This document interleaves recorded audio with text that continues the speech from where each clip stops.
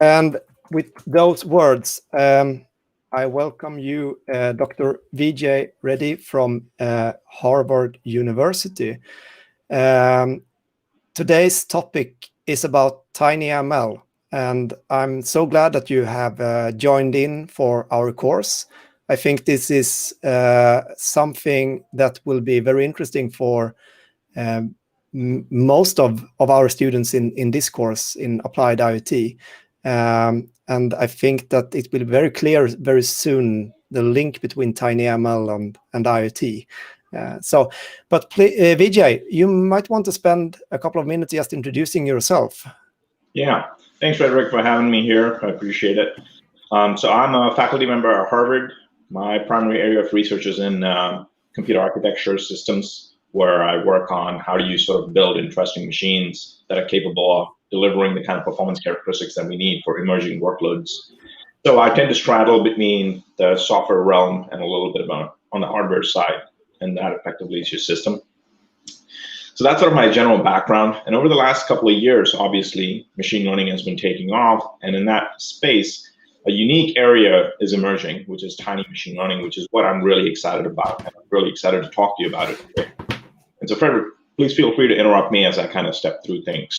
Yeah, absolutely. And also, I'm always checking the Discord server and channel. So if there are any questions, I'll be forwarding them to you right away. So please ask all of those that you are listening live. So awesome. All right. So let's get the first thing out of the way, which is making sure we're speaking the right language so that you and I are sort of effectively talking about the exact same thing when I'm using certain words to define space. So machine learning is a word that's thrown around left and right. Just to be very precise, machine learning is a very particular type of artificial intelligence. Now, in the context of machine learning, what we're trying to really do is look at lots of data, basically look at tons of data in order to extract interesting patterns from it. And by extracting interesting patterns from it, just the way sort of our brain works, we can try and perform very good tasks. Now, within that space, there is deep learning. So when I'm going between machine learning and deep learning, as I will later on, I want you to keep this in mind that deep learning is a very specific type of machine learning. And that type happens to use neural networks and work on a large amount of data. So machine learning generally works on data, so does deep learning. It's just that deep learning happens to use neural networks the way our brain is kind of wired to some extent in order to process information. And there are lots of different applications that we're seeing out in the world today. Machine learning is sort of effectively everywhere. As much as we're excited about it in terms of like, oh, this is happening, that's happening, there's machine learning buzz, it's actually been deployed for quite a lot of use cases in the real world. Now, the most obvious example tends to be on vision, being able to get sensor input and being able to infer what is actually being shown to the machine. There are also aspects where it's not about just computer vision, it's actually about understanding language, natural language processing, being able to ask a question and being able to get a response. For example, when you type in a question into Google, for example, like say, where is this, maybe for instance, where is Vijay from or something like that, what does the machine do? Google will almost always generate a custom box that specifically answers your question. Now that requires tremendous amount of processing in terms of understanding the context of the question and then being able to extract the right sort of information. So you've kind of seen that. Another place where you probably have always been using machine learning without knowing about it is in the context of social media, for instance. For example, when you're using Facebook or Twitter, when you like something, when you dislike something, all of that information is actually a lot of data. All of this data is being fed into the system so they can actually be tuned by those system architecture so that they can actually provide intelligent services. Like when you say you like a couple of different things, what happens? The next day you come back, the machine seems to be a little bit smarter because it's showing you the things that you seem to like better, right? So these are applications that we already actually deploy crazily out in the real world today. And yet there is a lot of excitement still, right? Why is that? Well, if you look at machine learning, we're able to tell whether it's a cat or a dog, right? We can clearly classify things, which is remarkably powerful because if you take a picture of something and you want to be able to say, what is in that image? You can use that information very intelligently. For example, if instead of it being a cat, perhaps it is actually a person. Well, if you're building a security system, being able to say based on the characteristics of the pixels in the image, that if there is a person in that image when they're not supposed to be there, for example, in that security use case, well, then that's useful, because if you suddenly detect a person, you can let the system know that, okay, there's an intruder in here. Now, classification is one type of task. Now, classification in this particular image, if I just showed you the image on the left, right, there are a bunch of oranges there. According to classification, you would say that this is an orange. But the question really becomes, where is the orange in the image? Because knowing that information about the localization of exactly where in the image that particular classified object is very useful in terms of extracting information out of that image. For example, if you're doing an autonomous driving car, you need to know if the person is way off to the left, or are they right in the middle of the street. That makes a very big difference in terms of what are you going to do. Are you going to brake, or are you just going to continue driving? So detection is a very powerful concept, and it has many, many different applications beyond just autonomous driving. Talking about autonomous driving, another thing is called segmentation. Another very powerful use of machine learning is to precisely segment every single pixel into some sort of a unique bin. So for example, in this car, right, like this is the view from the front of the car, what we're seeing is that the street and the items that it's looking at are all clearly identified. Humans appear in a different color. The sidewalks appear in a different color. The road, the cars and the vans that are there on the road actually appear in blue. So by segmenting and critically identifying all those pieces, then you can actually use that information to make intelligent decision making. Right? Yeah, So and Vijay, I got a question here from Discord, and the relation between neuroscience and well, neural networks and deep learning. So that might also be one thing that you could tell us a little bit about. Yeah, so that's actually a very observant sort of question. Neuromorphic computing is, yes, there is machine learning, there's deep learning, and then there's the whole class of neuromorphic computing. Neuromorphic computing differs slightly from the sort of traditional deep learning based approaches in that it tries to emulate the brain's behavior quite precisely. Now, when deep learning is using neural networks where you have a bunch of different artificial neurons all wired together in some capacity, right? What you're trying to effectively mimic is the fact that your brain also works in that similar way, that like you have neurons and that you have connections between neurons. Now, neuromorphic is slightly different in that it actually deals with time series based signals that are coming in, right? So it's a spiking based network usually, which precisely means like the way your brain really works, which is like, this sort of potential that travels down the axon and then something fires. And those temporal relationships about, is it firing here or is it actually fired later? Those sorts of features are what really distinguish the neuromorphic aspect from the deep learning sort of aspect. They're related, but they're not the same. Yeah. So I would say that concept and that framework, when we're talking about like what we're used to talk about as engineers, we're talking about PyTorch and TensorFlow, those kind of networks, neural networks that we're talking about, the frameworks, then we're not talking about like really mimicking the brain in that sense. Yeah, neuromorphic tries to really mimic the brain. Yeah. Right? Now, deep learning doesn't quite get that far. It's a level of abstraction higher. Yeah. But generally understanding the notion that with a lot of data, just the way you and I get a lot of experience by doing a lot of things over and over and looking at a lot of questions and working on them, you tend to train, or you tend to end up getting better at the task. And that's effectively what we're trying to mimic here. It's a step in that direction. So moving forward, the past three tasks that talk about classification, detection, and segmentation, those are all computer vision related tasks, right? But there are also other things that you probably have taken for granted, which is like machine translation on Google. For example, you can write something out in English and ask it to translate into something like Chinese, right? Or Japanese or something like that. Now that's also a remarkably powerful task, which is based on a different type of network. In other words, the underlying machinery for the neural network is going to be different, because often when you're dealing with vision, you're looking at the pixels.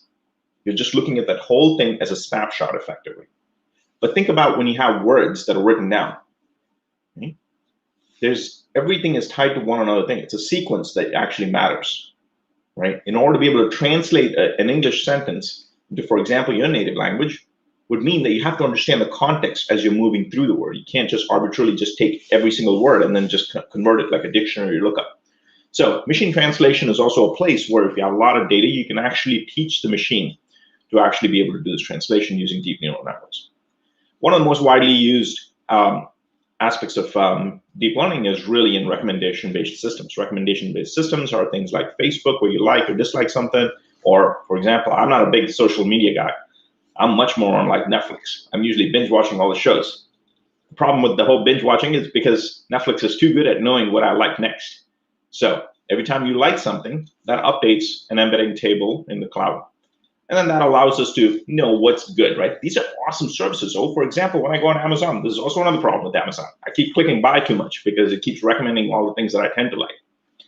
Now, the point I'm trying to make generally here is that these are services that you and I are already taking for granted. As much as we're all excited about it, the big 7 companies have all been building these things. Google, Microsoft, Alibaba, Tencent, all these amazing companies have been using these technology in order to provide us the services that we would like to have. Now, what's really going on behind the scenes? In order to power these capabilities, whether you want that Netflix movie to be recommended, or whether you want to be able to know that wall post is something you would like, it takes an incredible amount of computational horsepower behind the scenes. Now, what I'm showing you here is a very simple snapshot of a data center. A data center has basically got a lot of compute servers that are all located out in the cloud. Now, it takes incredible amount of power, and therefore you end up building these complex, these big offices, these big football-sized buildings that are sitting right next to, for example, dams and so forth, because they consume an insane amount of energy in order to do this, right? You and I never think about the cost or the energy implications and things like that, or the implications that we have on the planet when we happily type in a Google search. Or, for instance, when you open up your Facebook, every time you open up a Facebook, there's a massive amount of processing that's all happening behind the scenes, right? That's an insane amount of computational horsepower. So if we all care about the planet, we should all be thinking about, do I really need to do this search today? The general point that I'm making is that, in order to power a lot of the services that we take for granted, behind the scenes, there is an insane amount of computational demand. There is so much computational demand that one of the things that's going on at the hardware level, right, is the design of custom processors. For example, what I'm showing on the left is a picture of the Google TPU. Google TPU is a tensor processing unit that's really designed to do just one task. It's designed to run neural networks, and it's designed to be an amazing Formula One race car at it. Similarly, you have GPUs that NVIDIA builds, right? And they're designed, by and large, to really focus on knocking machine learning out of the park, because it takes an insane amount of time to be able to train the neural network to be able to learn what it is. And one of the interesting things that's been going on in the ecosystem is that the models have been getting bigger and bigger and bigger, that it takes a massive fleet of these specialized hardware accelerators that are very good at doing one task, and you scale them all up. And so people are building these very specialized hardware pieces in order to unlock all of that capability. The demand for these things is so crazy that now we're starting to do computing in light. I kid you not. There are literally companies that are building photonics-based accelerators. When you take a traditional computer that's running right now, for instance, the one that you're actually watching things on, it's using electrical components. There's a transistor at the fundamental unit all the way down. At the fundamental unit, it's a CMOS transistor. It's an electrical component. Now, electrical component deals with resistance and capacitance and so forth, and so all of that leads to a massive amount of energy that is needed in order to turn that transistor on and off. Now, you couple a few billion of these all together, it obviously takes a massive amount of computational horsepower.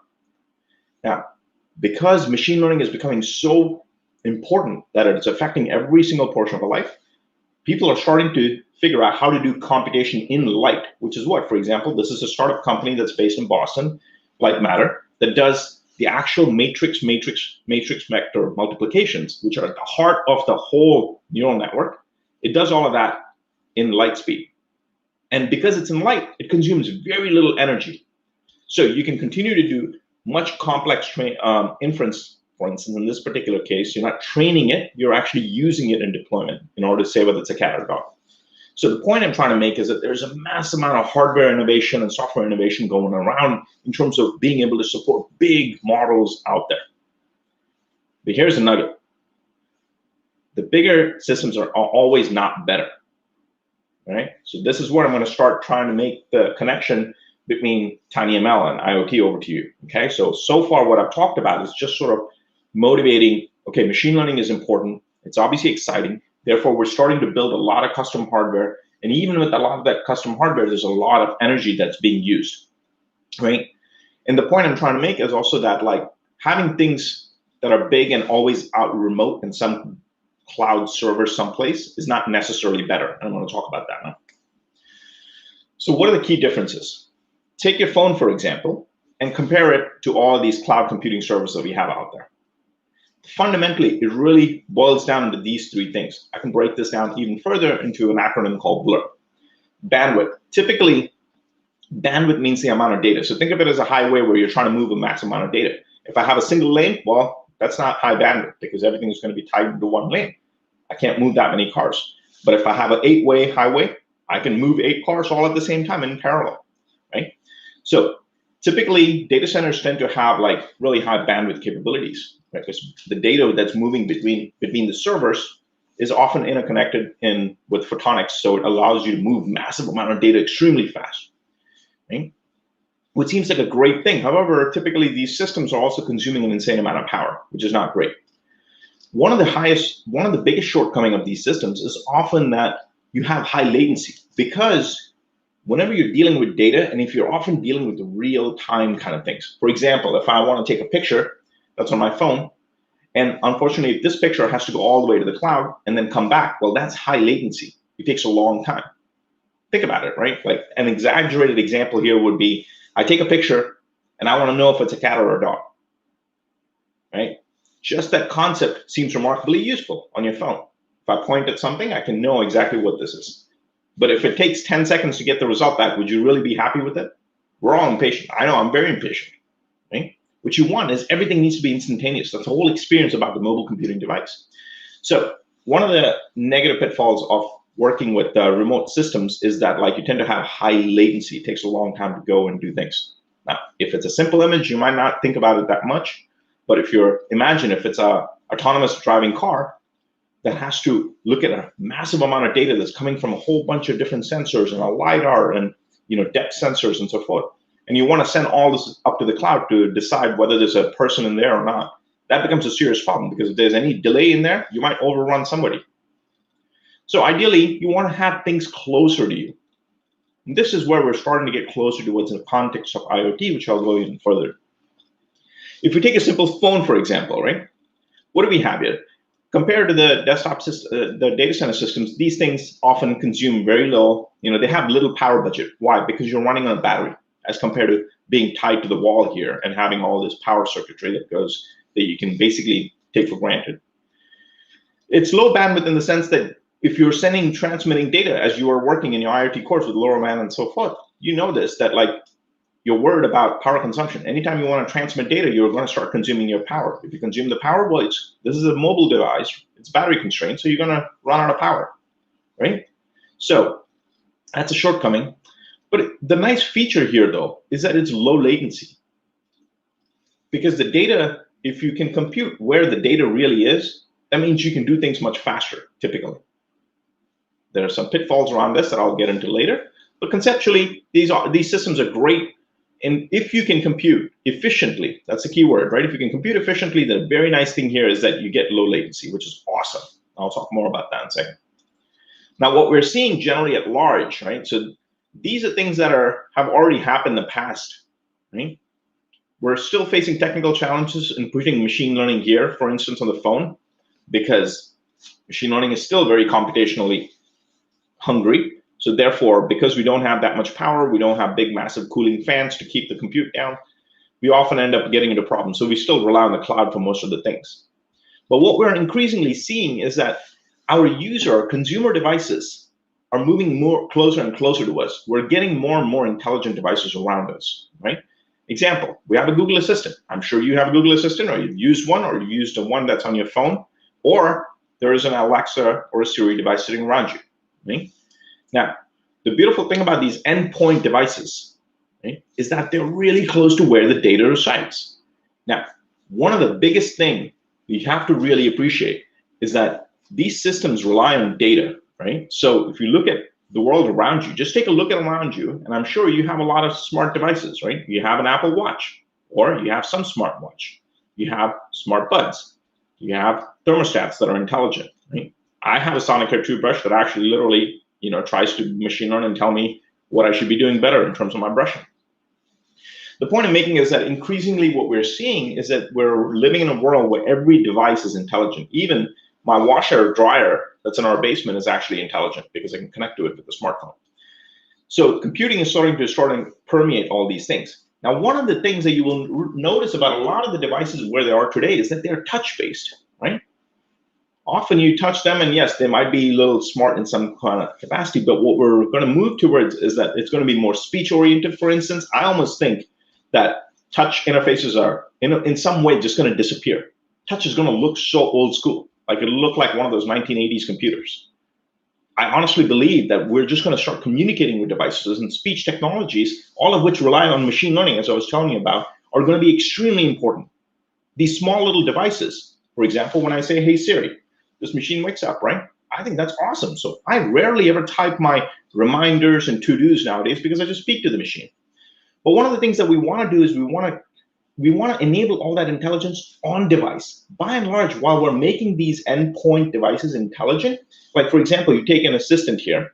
This assistant, it by and large still tied to the cloud. It collects the data. It's like a classic IoT device. There's a sensor in there. It collects the data, shoves it up to the cloud, and then brings it back with some decision made in the cloud. So the endpoint device is typically a little stupid, right? It just pulls the data in and offloads the intelligence somewhere else, and then gets whatever the answer is and then relays it out to you through its speaker. But there are issues around that, right? Biggest issue is, do you really want all your data to be shipped off someplace? You might not think about it when you say, we still live in a world where we're trying to understand what are the security and privacy implications. Like, do you mind if this assistant is listening to you all the time?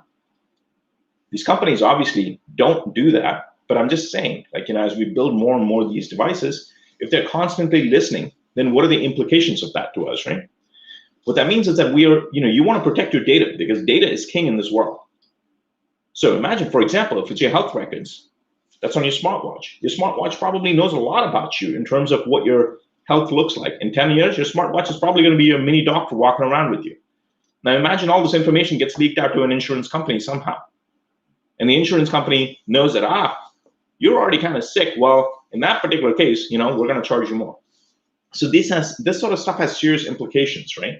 And so therefore, what we want to do is move into a world where we have these intelligent devices. Instead of offloading them to the cloud, we actually want to put all of that intelligence onto the endpoint device itself, thereby keeping things local to where the data is. And that's really what is interesting about TinyML, because it allows us to fundamentally look at data. Like here, this stat is showing that even though we have all these amazing services that we're talking about, Netflix and all these kinds of companies that are providing so much value to us, they're still using a small fraction of the data. Less than 1% of the data is really used to provide intelligent capabilities. Now imagine if we could actually harness all of that data. Now tying this back, the question might be, okay, why can't I harness all this data? Well, the problem is you can't offload all of this to the cloud. There's simply not enough energy and bandwidth to be able to do that efficiently. And in some cases, if I want intelligence, I need that intelligence to be very tightly coupled with real-time decision making. For example, if I have a smart tire, a tire that can probably tell me that something is off with it, so it's more than likely there might be a consequence that I might run into an accident or something because the tire is wobbling or something. I don't need a recommendation for me to come back tomorrow and tell me, oh, I think your tire is going to fall. Oh, by the way, your tire already fell off yesterday. That's not helpful, right? What you really want is you want that tire in real time to kind of raise a signal and say, hey, something's really off with your thing. You should probably pull up to the side and get something. So the point I'm making is that you want real-time data. You want all this data to be analyzed at the edge. And that's really where TinyML comes in. And now I'm going to try and make connections to it about IoT. So what is TinyML? Let's start with the fundamental definition and then try and understand how it relates to IoT. TinyML, I would say, is one of the fastest growing fields of ML in terms of the potential applications it has, right? Because you can imagine if you can harness all the sensor data that's coming through, all of that is data. And I said earlier, the first slide was like all about data. The more data you have, the more awesome stuff you can do with deep learning. So if these sensors are spread out everywhere, which is typically the case with an IoT system, right? Then if you can process that data with ML, you can enable a whole new set of features. But to be able to do that, it's really about the intersection of marriage between intelligent machine learning algorithms and the embedded hardware. You're working with an IoT system, you know that the embedded hardware is bare bones compared to what your laptop is doing right now. There is no way you can video stream on an IoT device because it's small. It's small, as you know, because it's about efficiency. It's all about keeping that power low. So you've got this interesting machine learning capability that you want. You've got this really low power sort of hardware constraint you want. So you couple that with some sort of software, right? Now, the whole reason why we want to enable this, right? This field is still building and it's kind of coming about right now, right? It's a very exciting time to be in this field. The reason you want to do this is because you want to do all the on-device sensor analytics. IoT is all about sensors, all about sensing things. The difference between IoT and TinyML is the fact that you want to do it, the sensor analytics don't happen somewhere remotely on a big computer. You're doing it on device right there, because what that allows you to do is that typically you want to be able to make decisions instantaneously. Like in that example where I said your tire might fall off and you need to know it right then and there, not like, the next day. Challenges are often around low power consumption because you want these things to be like continuously running, and you want this to happen on battery operated devices, right? So if you're thinking of an IoT system, I would say IoT systems traditionally are passive in that they tend to take all the data back into the big cloud and you process it and you extract intelligence. And then maybe the way you interact with it is through some sort of web portal or something, some bigger decision-making habits. TinyML is that exact same architecture effectively, right? Where you have all these IoT devices there, but the data is not necessarily going up. Necessarily is the key word. Why? Because for one, with IoT, if you really wanted to use all that data, there is no way you can pump all that data up. It is just inefficient, right? We can't build systems at that scale at a planetary level. So what you want to do is you can think of TinyML as extracting the information. There's a lot of data that is continuously zooming by. For example, if I have a pump in an industry setting, an IoT system might actually just kind of be collecting the data, just monitoring, and periodically you use your LoRaWAN to kind of stream the data. Instead, what are you trying to do when you do that data collection? What you really care about is what's the actual interesting part, and that interesting part is where you're mining somewhere else, right? So in the TinyML context, what you would do is that you would look at all that data, and maybe there's an anomaly occasionally that shows up because there's some pressure or something, then the valve doesn't act as it's supposed to. And if you detect that anomaly, that's what I really care about in terms of information. Now, if I filter that information out and I send that out, then yes, of course, I can have billions of these little devices running around, and then I can manage that because all of these little devices are filtering information for intelligent information from all of that raw data that's streaming by. And that is one of the reasons like TinyML is actually being looked at with a lot of interest, because suddenly we are at that point where despite having very little power capabilities on that little embedded board, we're able to start deploying small models. Yeah, and one like thing that I think about when you're talking about this, that you need to, I guess, have design your devices very carefully before you deploy them. If you're having a device that is just sending data occasionally and then you're processing it in the cloud, then you can think about how to use that data later. You sort of have the problem and you can do it whatever you like. But if you have all these devices with the machine learning algorithm on board, you need to know what they're supposed to do. As you said. So I guess that you need to have a different design approach when you're deploying these devices. Yes, that's a good point. Yeah, it's indeed an interesting point. Yeah, where you ahead of time, you have to kind of know what you're looking for effectively and for that thing. But that said, I think it's a matter of what's the question what's the problem that we're trying to solve, right?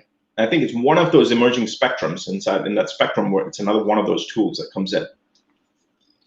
So examples of using these devices, as I said, like, your phone actually runs TinyML models because it wakes up, right? Well, how does it know when you say, okay, Google, for instance, to actually wake up? It's got to continuously be listening. Now, if you're running this on the main big processor, that phone would probably not last even half a day. So we're already using TinyML in some capacity, right, to wake up machines. There's a small little AOC, or always on computing block, that's very low power, always continuously signal processing and looking for signal. You see this in many different devices, right? Maybe on your hand with Siri, for example, or whenever you're doing Alexa. These machines are listening for those keywords. Now that's something that we already take for granted. In fact, like, the key thing is that, like, even some of this, if only Alexa was getting woken up before, now a lot of the dim the lights and all those kinds of processing are also being done on board. And that's what TinyML really is, because then you no longer have to plug things into the wall. Those are things that we think about already in some capacity, but there's a lot coming down the pipe. For intelligent robotics, for instance, my group actually works on some of these kinds of autonomous drones where we're trying to put onboard intelligence, where you can do gas seeking or seek some sort of, source seeking, because that allows you to kind of send them out and do search and rescue places. Usually, when there's a disaster, you can't assume you're going to be able to fit a nice big drone, right? They have to be really small because it's a disaster zone, right? So if it has to go and search and rescue in a collapsed building, well, then you need to have onboard intelligence. Or robotics, you need a lot of sensing, continuous sensing. And again, for power efficiency, you need to be intelligently filtering information. Things like AR, VR devices or like smart glasses need to do a lot of intelligent, processing of the information. Medical applications like, smart pacemakers and so forth are also emerging applications. Neuralink is another one, where these are some of the more forward-looking potential applications for TinyML. And this is stuff that we're just starting to scratch the surface on. But the stuff that really excites me, I think, like, is not so much about just kind of pushing technology. It's about thinking about it from like just climate sustainability and efficiency kind of perspectives, right? So here's a project, for instance, that's being done partly by Rob Wood at Harvard and other colleagues internationally, which is like they want to understand what the whales are kind of saying. And imagine, you can't strap a big machine learning computer just because it knows how to collect data and filter things and strap it on top of this whale. It's never going to work. Also, you will never be able to power it because it's way deep in the ocean. What this means is that you need intelligent, tiny machine learning devices that can actually be tethered to these creatures without power source, right? Those are the kind of interesting applications I think that we can unlock because of TinyML, because it's uniquely producing new value. Another one is like Elephant Edge, is a project that's going on with the massive collaboration globally, where the idea is you want to help preserve these giant creatures, right? So for example, you want to avoid poaching. You want to know when someone is poaching these creatures. Well, then you can put these tiny little energy efficient machine learning devices that can detect a poacher, for instance, detect a person. And it's like, if you detect a person, then you might be able to say, oh, why is there a person here? This is a protected area. So maybe a poacher, right? And you then wake up the system and then you do your signal saying that, okay, there's someone here. But to be able to do that, you need machine learning capabilities, because you need to detect not just something moving. You have to intelligently detect it as it's a poacher or something like that, right? Or you also want to know, for example, like, that's a risk example. What if it's an example of around just understanding the communication? You can't follow these creatures day and night, right? You have to kind of let them be where they are. But then it's like you want to collect the signals and sounds and be able to process that intelligently. Right? And if you want to do that, you would say, oh yeah, I can just strap a big computer. But that's not going to work with the animals again. So the point is that being able to have intelligent sensors is really what TinyML is about, and that's where the difference comes from compared to IoT. Bottom line is there are many opportunities, right, across a wide range of devices, be it in commercial places or be it in residential places where, for example, you have a smart toaster or you have a smart coffee maker where you come in the morning and you say, make coffee. It doesn't need to understand everything, but it just needs to understand, you said, make coffee. And if it understands those words, then it can actually process, turn on and just do it by itself. That's where I really do believe that speech coupled with these intelligent capabilities is really going to unlock a whole new range of sort of consumer devices in the future for us. So that's all about what the excitement around TinyML is. And I want to just dip a little down, not too much, but into the specifics around, okay, what's actually involved behind the scenes. Now, one of the key things when you're talking about machine learning is that often it's a very complicated pipeline of things that you have to know. Right? So what I'm trying to do here is try and give you a preview of the kind of things you would want to know on top of what you might know about embedded systems. Now, typically when you're dealing with IoT systems, none of the stuff on the left-hand side really shows up. Mostly you're kind of thinking about things on the right-hand side. You have some sort of program you've written in Python or C, and then you just kind of push that to the device and you run it. When it comes to machine learning, obviously it's a little different. Why? Because you have to collect a whole bunch of data. For example, when I say, okay, Google, then I have to know that, okay, Google, oh, my machine's waking up. I have to know that, okay, well, I have a lot of data with a lot of different accents, a lot of different dialects. Like people might say the words differently. So I have to collect a lot of data. There's a lot of data engineering involved. Then you've got to go in and learn the whole art about just kind of how do I train a machine learning model. Then you've actually got to understand how to evaluate it, because you cannot just take a big machine learning model. What comes out is typically pretty big. But as you know, embedded systems are very small, so you need to make them compressed. So there's a lot of optimizations, and then finally you deploy it onto the embedded device. So there's a lot of different stages involved here. Now, this is pretty typical of any machine learning workflow.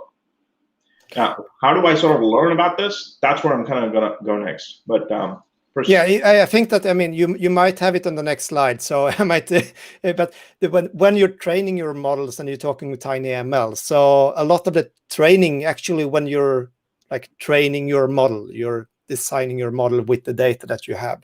So that doesn't happen on the device or on the edge, or could it happen on the edge as well? Or yeah, so today the answer is that it does not happen on the edge, because we mostly use it just for making the inference. So after we spend all of this time is really spent in the cloud, and this is the only part that we are actually putting onto our IoT or embedded device. That said, certainly whenever you open up your new phone or something, they often say, okay, can you speak into this device 3, 4, 5 times? What they're really doing is fine-tuning the layers. So there is a little bit of learning happening, but really it's just tuning it. It's not actually learning it. So that's a big difference. So the big thing I want to emphasize on this is that often when you look at machine learning and you look at a lot of courses that are out there, they'll focus a lot on this portion of it, right? This yellow portion, which is how do I train this model and come up with something creative? But what I want to emphasize is that when you start getting into this space, it is more important to actually understand the workflow. This is the biggest shortcoming that we have in the industry today. For one, there are few machine learning people. That's already pretty tight. Then often you find that when you interview people, you'll have people with area of expertise here, but they don't really understand the data, how the data comes. And you know what? You get this wrong, the rest of it is just garbage. Yeah, and there is a lot of ready used. You can find a lot of data sets on Kaggle and start playing with them. So, and if you only have used them, I guess that you have missed a bit of Exactly. one of the hard problems. That is a beautiful point that you just raised. It is the hardest thing, because this is where a lot of mistakes happen, and therefore, even though you can get something working, it doesn't work well in practice, because as you said, we often use existing data sets. But that's not what the world is like. If you want to do something, you have to collect your data, and there's a whole principled approach you need to have. So there's a lot around it. So if you want to learn about this, one of the problems you quickly get into at the intersection of IoT and machine learning is that there aren't many courses available online, right? So there are lots of these systems. In fact, if you look at embedded devices, there are over 250 microcontrollers on this planet compared to maybe roughly about 10 million servers that are out there. Right? Now, these 10 million servers provide a remarkable amount of value. And what's interesting is that if you look at where you can learn, a lot of resources are available online. But when it comes to TinyML, which is right at the cutting edge, we don't really have that much resource. So to that end, one of the things that we did, which is like a collaboration between Harvard and Google, was that we made this course that you can take for free, where we actually teach about TinyML. And there's also an awesome book that Pete Warden and Daniel wrote, and I'll drop a link in when I share the slides, that are just excellent resources. Yep, awesome. Thank you, Frederick. So I'm only putting this slide in here so you have an opportunity to kind of go someplace. It's either you go to the book, or in fact, Pete and Daniel both helped us with the class, actually. So you can take this content for free and learn about what this whole space is. And the big thing is, again, remember, what we focus on is this whole end-to-end pipe. And that is the biggest thing I can tell you. If there's one thing you take away, is oh, machine learning looks interesting. TinyML is a variant of that IoT space. And if I want to learn something in this space, I should be learning the entire end-to-end pipeline. Not just, let me go train a cute little model and tell me a cat versus a dog, because that is not the hard part. The hard part are these parts, the other parts.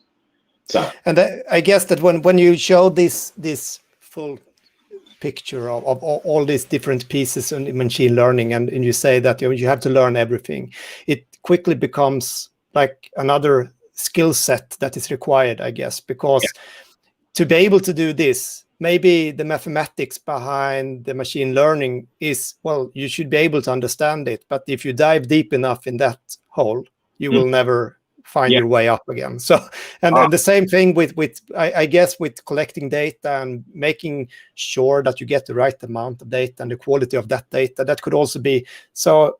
As I've been working a little bit with machine learning and like from the full chain, and it's really hard to dig into all these to the bottom. yeah, If you're going to also do the applied approach. So you're right, exactly. And the key word is applied. You're right. So the key thing that Frederick's kind of picking up is like, how do you approach this space? Because yes, it is a very complex space, right? You can either go up into the theory land and kind of come up with the actual equations that help you understand exactly what the machine learning model is doing and be theoretical. But I, for one, believe that just the way in the past we had electrical engineering as a department in many of the schools, and then we created computer science as a school. Then later on, we created a field called computer engineering. Why? Because we all thought that building computers was so important because they were affecting every part of our society that it actually made space to actually understand it. Now, a computer engineer understands a little bit of all the different things. He or she understands the role that applications play. He or she understands that how transistors behave and how you need to use them intelligently in order to create a system out of them, right? Now, then that's a piece of art. Now, in a similar way, like we're starting to see that there's a need where you have machine learning experts in the field at different levels. Yes, you absolutely need people who know the theoretical underpinnings of how backpropagation works, right? Yeah. What's the role of like, gradient descent in the space? Should you know that? Yes, you should know that. But there's also another class where that space is becoming mature enough that we're able to deploy it without understanding all the math behind it. Now, I'm not diminishing the value. I'm saying there's a new value to be created in being able to build systems that affect us also. Yeah, and that's the whole notion of applied machine learning, right? Yeah, and I'm not sure. I know that you mentioned it because I saw that you had a guest lecture during your course about edge impulse. So there are these tools. Was like you can run your full chain with, if you have a data set and train your data and actually create a tiny ML model with TensorFlow Lite, which you can download and put on your device in the web browser. So, and it's called Edge Impulse. I'll be putting the link in the chat. Yeah, that's awesome. Yeah, exactly. They basically cover this entire pipe, which is one of the reasons I'm a big fan of Edge Impulse. It exposes you to all these parts. It doesn't just kind of like hide anything from you. Now, this course basically goes on and talks about how things are structured. I'm just wanting to give you a few preview. You learn a little bit about machine learning. You learn a little bit about actual applications of things. Once you know the fundamentals of machine learning, then you can go into understanding how you build it. Then you get into the third phase of actually deploying it onto the device using various types of applications. And finally, there's a course 4 that we're releasing, which is actually about closing the whole loop. It's one thing to deploy it onto a single device. It's another thing to deploy it into 100 devices or 1,000 devices. And how do you keep the whole thing updated? There's a whole life cycle around it, which you also need to understand. And the point of this course is really to help students understand the full pipe in the context of TinyML through applied machine learning principles. Now, how do you get the hands-on part? So, one of the awesome things that Arduino did for us was that we worked, we meaning here at Harvard and Google, we worked together with Arduino to take their BLE sense, which is loaded with the different sensors and is totally capable of running TensorFlow Lite on it, which allows us to take these big models that we train in the cloud and shrink them down to these small little capabilities that we can run on device. And we simplified the whole integration. So there's like all these sensors that are on device here are integrated with the camera module and then they're onto a single shield. So the point is that it kind of gives you a nice little cookie cutter box to start from. And there are lots of examples around this. And I would say that Arduino's Nano 33 BLE's almost become the poster child example for learning how to train models and deploy them using TensorFlow Lite. Just the ecosystem has evolved that way. Yeah. And then I must say that it's so easy to get started with this, because even before reading the manual, I bought a couple of these for my lab, and I was able to deploy like using just a standard example with edge impulse, and I did my own like bee recognition just by sounding like a bee myself, but I got it working in, I would say, less than an hour without even really like reading the manual and or tutorial. So it's that easy to get started. So I just want to stress that point, that it's so so much available for everyone to start, and it's also very inexpensive. Yeah. These are about $30-40 or something like that. Yeah. And there are a lot of different boards. I'm not trying to put an ad up here or anything like that, so don't get me wrong. There are a lot of different boards that are getting support. It's just that for this one, there happens to be like they came out early, and there's a lot of ecosystem and things that got built up around it. I think to Frederick's point, one of the interesting things around here is the fact that the barrier to entry is indeed getting really easy. Now, the best analogy I can give you, if you want to project where this is going to go, and the best example that comes to my mind is like, think of the smartphone, right? When Apple came up with the iPhone in 2007, right? Think about the world that it unlocked. We had phones before that. It's not like we didn't have phones. They were just complex embedded systems. You didn't know what the heck this thing was doing. And so what are the apps you could have? It was locked down. It was a shell that was closely protected, and you would get some crappy phone app and an SMS app and a really old school browser and so forth, which was fine. But the point I'm making is that that's where embedded systems almost were a little while back. And then the smartphone came. What did the smartphone really do? It's a very complex system, yes, but it's the hardware and the software matured to the point where you started to have nice abstractions. Did you need to know how the SoC works? I work on the system on chip architectures as part of my research at Harvard. No, you don't need to know how the phone architecture actually works in order to write an app that makes you millions of dollars, right? Or you can write an app that can help you with COVID detections and so forth, right? Do social good causes. I honestly believe that I think TinyML has got that exact same potential. You suddenly have this, you're at this amazing point where the hardware has evolved to the point where it's capable of running fairly sophisticated things. The models have kind of been figured out to shrink them. All of that science that is needed has evolved to that certain point. And this confluence is just sort of like, blending. It's like two worlds kind of just colliding. And it's going to be a glorious sort of explosion of different ideas that we're going to see, because everybody, you and I, right, we can come up with interesting applications of what this device can do, right? Imagine, for example, just when you say, hey, Siri, or any of this, right? We always speak and say that in English. One of the things I'm extremely passionate and very excited about, like when I teach that course, which students can take for free, right, is that like when students make these videos and you see them getting the machine to light up when they say words in their native language. When was the last time you could change the keyword on this device? You're stuck with Hey Siri, period. That's it. There are good reasons why they have done that, right? But the point is that, like, you can imagine entrepreneurs, local entrepreneurs, who can make interesting products out of these small, cheap devices. It's low cost, which means everybody can suddenly participate. You don't have to have a giant data center in order to be able to do something interesting with machine learning anymore, right? And then you can think of interesting applications. Because if you can get this smart little device to perhaps recognize an interesting word, then you might be able to automate something, and you might come up with a cool new service or a cool new application, right? Build a product out of it. And so I think like there's a remarkable opportunity that we're going to see, similar to what the smartphones did for us in terms of anybody could write an app suddenly, right? Yes, you need to learn something, but you need to learn just a little bit in order to be able to unlock capability for a whole planet, right?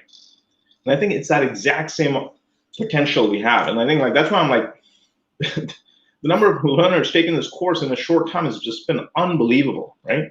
The number of people who are excited. And the reason I think a lot of us are excited is because suddenly, machine learning has always been like, wow, it's like you hear about it. It's like, how do I get started with it? And I think what TinyML does is it kind of resets the whole ecosystem again. What I mean by that is that it suddenly kind of makes it like, if you're a machine learning person, you have to suddenly learn about IoT and embedded devices, which is not that easy, right?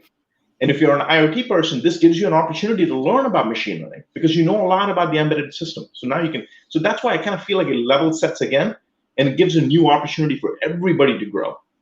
So when students often ask me, I get a lot of emails from many different students saying like, oh, like all over the planet, they always email me.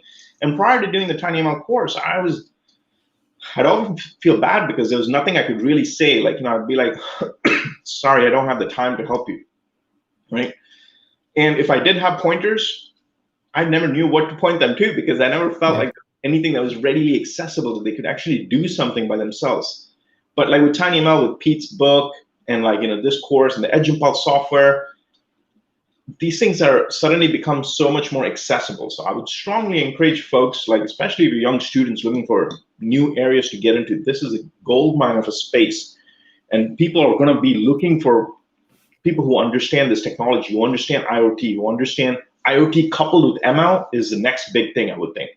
Yeah, and there, I mean, the IoT sector is it's so many things. We haven't even covered.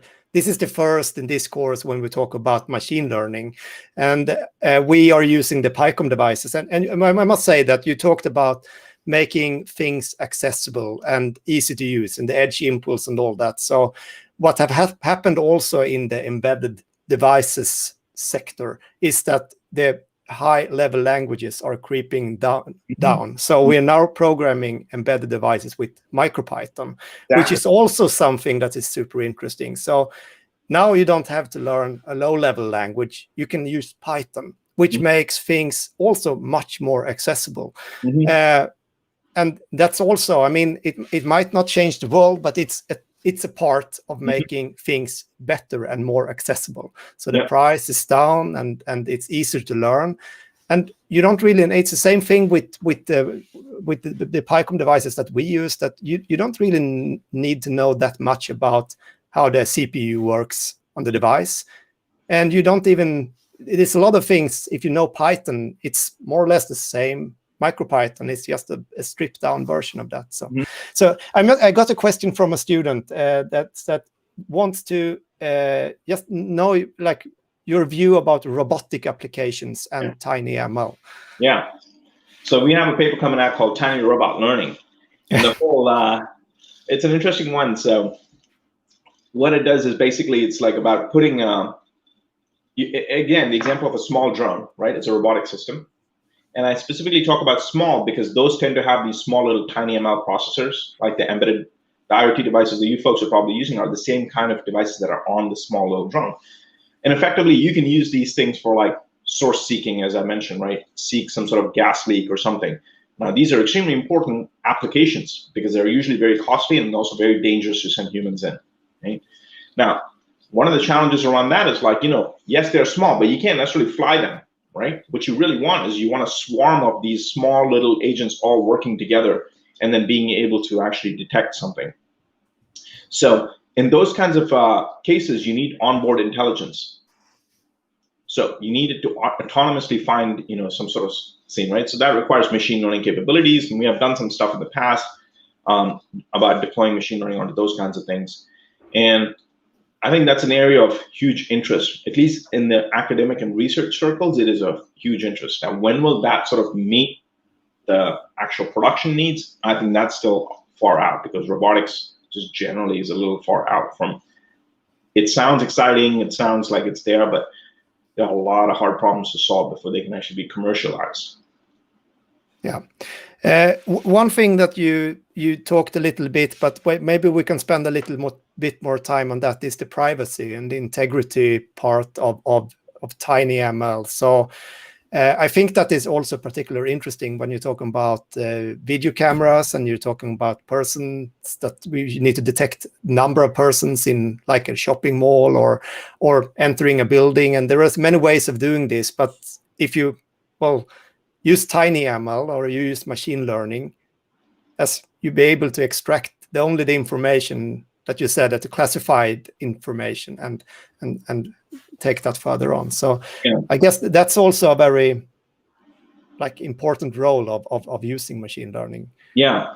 And I think there's lots of interesting stuff around there, and like federated machine learning, I think like that's a really cool area, especially with a whole bunch of these tiny IoT devices. One of the interesting things is what can you learn because the information is all kind of distributed without any single entity knowing everything.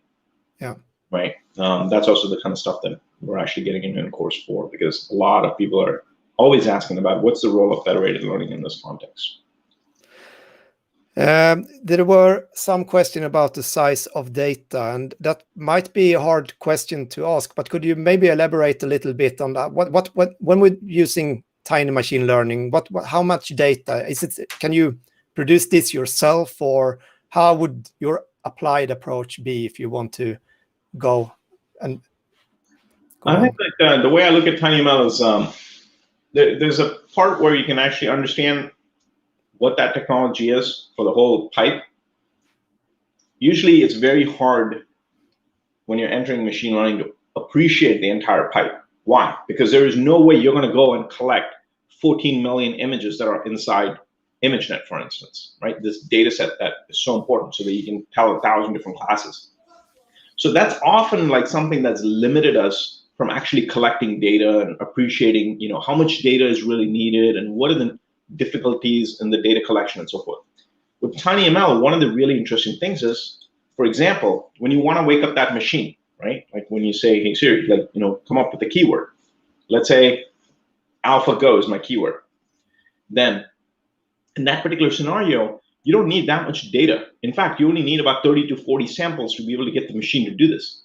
If you use the Edge Impulse stuff, you can easily record it. They actually have a very nice tutorial on being able to just, through the web interface, where you take a QR code of that thing and then you basically record it on your phone and it automatically sends the data up. So you can actually collect a fair bit of data, like around 30, 40 samples is generally enough. Now, again, I'm saying that's just from a pedagogical sort of experience perspective, right? To get your hands wet and kind of be like, oh, this is the importance of data, because you collect the data, that works great for you, right? But that won't work necessarily for me and Frederick, for instance, because our voices sound different, right? But it gives you a first-hand experience as to how important that data really is. And it's like doing a lab. I can tell you everything about this, like in a classic lecture, but until you do that lab assignment, you will not appreciate the nuances of what is being taught to you. Yeah. And I think that's where the value kind of comes in. From a production scenario, of course, I would say more data is always better, right? That's what they always say. And we haven't statistically come up with here's the Shannon's theory for where the limit is on how much data we exactly need. We need more data to answer that question. So yeah. So I think that, the combination of, I think that it's a good match. When the course that you have been teaching, it's an applied course. And I did listen into your course introduction just before I started, before we met here now. And I know that you told it, you didn't have any exams, you had a couple of quizzes, but then it was project based. So you actually, all the students were doing their own projects. Could they choose whatever project they liked, or how did that work? I don't have the syllabus in here, but so I'm going to totally do this live style, as Frederick's blood pressure will probably go up right now. So I'm just going to pull up, I'll explain this through a table, otherwise it'll sound abstract. So this is a white paper that we wrote about, widening access, exactly the principles that I just kind of emphasize about why it's important to get, global access, and how do you understand this, what's the role of TinyML in the future, and all that stuff is going to be captured in here. Now, what I want to actually do is look at this table here. And what this table is actually the course contents, and I want to explain the project aspects through this table. So these are the courses, right? Course 1, Course 2, Course 3, and Course 4. So what we end up doing is that we actually, these are the different chapters, effectively, if you think of it that way. And each one of these actually has individual exercises that you have to do in a programming environment, in Colab, right? So you don't physically deploy things onto the device until you get into Course 3. And there's a very good reason, that's what this paper actually explains. Pedagogically, how do we systematically think about these things, right? When you get online, often you'll find there are lots of resources to just, quickly get into something and dabble with it, right? You can Google up how to do something in Arduino and TensorFlow Lite, and then sure, you'll have a nice little tutorial. But often when you do that, what you end up missing is the systematic approach, right? What are the principal building blocks that you need on top of which you want to build, right? Otherwise, you're building on a deck of cards that can be blown over any second. Yeah. So we're very careful in sort of making sure for each of these, for example, when you do keyword spotting, we actually go pretty deep into understanding, okay, what's keyword spotting? How do you actually do it? How do you assess it, right? If you do things, let's say in a collab, right, just in the cloud, right, you open up a web browser and you train this model, and it says, oh, if I have an accuracy of 99%, oh, this is an awesome keyword detection model, keyword being like Alexa or something like that. What you often miss out, right, when you do that is that you don't understand the consequence of actually putting it on device. You have to close the loop, because when you deploy it on devices, when you'll find that, oh, this thing is 99%. Oh, by the way, it doesn't actually fit on the device because you don't have enough flash and SRAM. Or, oh, it fits, but it takes about 4 seconds to actually do the inference to detect. Well, try putting that in a real production case. I'm not going to buy your device. It might be better for me to actually have 98% or 96% accuracy, but be able to complete it in, let's say, half a second. I'd take that because it's actually more likely that it'll likely work. So you have to understand these kinds of intricate connections about what it means to get a model, what it means to actually deploy it, and what are the right metrics to actually think by. And those kinds of things are where you need to have dedicated lab assignments and so forth. And that's all the stuff that happens within this, each of these modules. So that's why, like, for example, earlier I was talking about data engineering. So students actually have to collect the data in order to understand how data engineering principles affect their ability to get the machine to respond. So, yeah. Yeah. Perhaps we can see if we have any more questions from the audience here. It looks like they are. I can't see any new questions. Someone is typing. So while we have students typing for questions, and we have like a 20-second lag between I speak and I see, then I would say what you're doing, like the bigger goal of IoT. I've talked about this all the time, and I want just to say,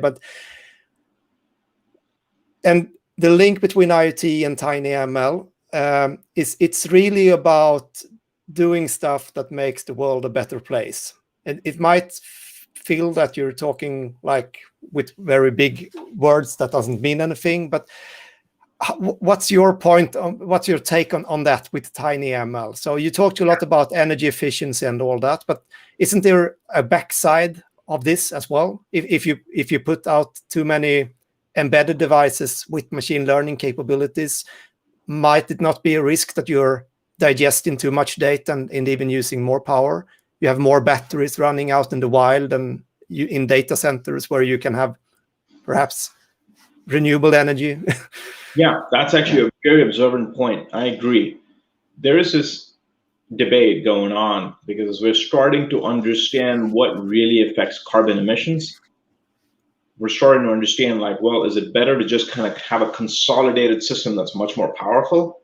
Or is it better to have lots of small distributed systems? Now, when we think about the energy efficiency and so forth, let's stop for a moment and not talk about the energy efficiency of the individual devices, as I did earlier, and instead think about the operational or the like capex that we have on it. Just the fact that you have to produce, like manufacturing wise, you actually have to physically build this, and you're building so many of these all over the place, right? As compared to building a monolithic, big data center and so forth. Yeah, so there's an interesting paper that actually is from Harvard, not my research group, but David Brooks' research group, which actually gets into this fundamental question. And preliminary analysis, as per their thing, it says that it's better to just have consolidated systems, right? Now, that said, look, the world's never, black and white, right? It's all about knowing which tool to use when. Do you have a knife in the kitchen? Well, do I call you a murderer? No. You use it to cut your vegetables. Okay, well, that sounds like a good use of the knife. Yeah, I can take that exact knife and actually totally kill someone too, right? It's a double-edged sword. So it's a question of like how we use technology. Yeah. And I think one of the reasons, for instance, like, when we talk about this sort of very important technology that's coming up is this exact slide. it's very important to have a deep understanding about responsible AI or ethical AI, right? And so in the past, what we do is we would often build these systems, throw them overboard into the production world, and then say, oops, we made a mistake on that one. We need to fix that. And that's typically because we never really appreciate the importance of ethical AI in the education when, as engineers, we need to be taught all of that right at the beginning. And that's one of the things that we learned, and like that's one of the things we try and do in our course too. For every stage of the course, we have very specific things that we try and teach students. For example, when you deploy, what are the privacy implications? How do you need to think about this? When you're trying to scale this out, what are the policy implications when you're scaling this out and trying to build a smart city? What does a smart city mean? Does it mean that it's a surveillance city? Or is it really just a smart city to help ensure that maybe we do, we as a society are doing things better and advancing? Yeah. I think it's just, these are just ethical things that just need to be taught from day one, right? And you need to think of what problem you're trying to solve as well. So, and I guess that a lot of what is happening, at least in the IoT sector now, is that there are a lot of like technology out there. We can do a lot of stuff. We can measure a lot of stuff. But the point is that maybe no one is interested in knowing this stuff. And what's the use of measuring that and deploying all these sensors? So I think that we will see even more interesting things coming out, which we haven't thought about before. Yeah, exactly. I think that's what's so exciting about this, right? Like imagine like if across the whole world, like there are lots of people, just like you folks are learning about IoT, and like, next people will learn about machine learning, and in some capacity, everybody is equally educated, right? And I think if that happens, like we're going to come up with different kinds of use cases, right? There are use cases, for instance, I might not think about that in some emerging country. It might actually be a very important use case. But you would only know that when you're actually living and experiencing that sort of a scenario, right? So I think like there's a remarkable amount of opportunity. And I think like one of the reasons, just a bit of an aside, but one of the reasons that we actually put this course together, the real reason actually was because I wanted to make sure like I did my portion of it in making sure we don't have a new social divide or new equity divide, right? Because technology as it is has kind of bifurcated us into, separated out some of them, right? And I think like once you start applying machine learning and AI stuff all over the place, it's going to create a whole new level of divide, right? And this thing moves at an exponential pace in terms of how fast the technology is advancing. If we think computers today are remarkably amazing compared to when the 80s are, well, machine learning only really started off in terms of being applied in the last 7 years or so. And in this time, it's transformed the industries that we're looking at, right? So things are moving faster and faster. And I think like if we don't get our students to sort of experience this sort of technology at an early spot and understand, at the very least, understand what the value of their data is, I think we'll find ourselves in a very bad situation at a planet level, where we really are, at the end of the day, we only have one planet, we only have one human species, right? So I think that divide needs to be bridged. And like that's one of the big reasons we actually did the course, is to try and make this sort of thing that is right now caught up in some big places to be more globally shared with everybody. Yeah. And I mean, I didn't never even asked, and maybe you said it but how did you actually end up with TinyML? So what your path to TinyML, where you are today? So yeah, that's a good question. So I've always worked on things that are more related to people, as much as like I build computing systems and whatnot. Like, I worked a lot in mobile computing. Why was I interested in mobile computing? Because there's some aspect of all that technology actually impacting society and, making the world better. That's not to say that someone building a supercomputer is not doing something useful. They're working on a different kind of problem. I'm personally passionate about technologies that have the potential to immediately help people. And in that kind of context, embedded systems have always been remarkably powerful, right? But that intersection, I think, is really where I thought like new use cases can come out, right? For example, that's why I was telling you about the smartphone example, right? So where the world kind of has like, it's going to pivot, that's usually the spot where I like to kind of spend my time. I can certainly be wrong, but like, I think there's a lot of momentum around this sort of a topic, right? There are lots of us who are actually very excited about this. And that kind of got me thinking. I was like, wow, I think if we can make this accessible to everybody, we're going to see all kinds of things that we've not seen before. Yeah. And it's also nice to be working in the front, technology front of something. And that's what I like with IoT, is that things are happening so fast. So with certain parts of, we had the applied IoT course last year, and like just a year after, things have changed. So the landscape has changed. There are technologies we have new LoRaWAN networks all over the world, which didn't exist last year, and those things, it happens so fast. And those things are really interesting. And I think personally that the combination of which you go into the low power wireless networks, which now, I mean, also we're talking about the last couple of years, which they have taken traction. We're talking about 7-8 years since the LoRaWAN technology, and those have existed. And the combination with TinyML and like very low power networks, which can send data for, well, far distances, very low power. I think that combination is something that we haven't really started to explore just yet. So, and that will also be very, very interesting to see what will happen, because the combination is already there. It's just putting these things together, and well, you're there. So, yeah, exactly. I think the beautiful thing about this is that I honestly believe that this is just going to disappear into the background. Yeah. And that's a good, because whenever technology is in your face, it's not necessarily the best thing. Technology is supposed to be one of those things that kind of assists us, right? Not something like look at the computer today. You and I adapt ourselves to work with the machine. That's really what we do. And the more natural way of working with the machine would be to communicate with the machine.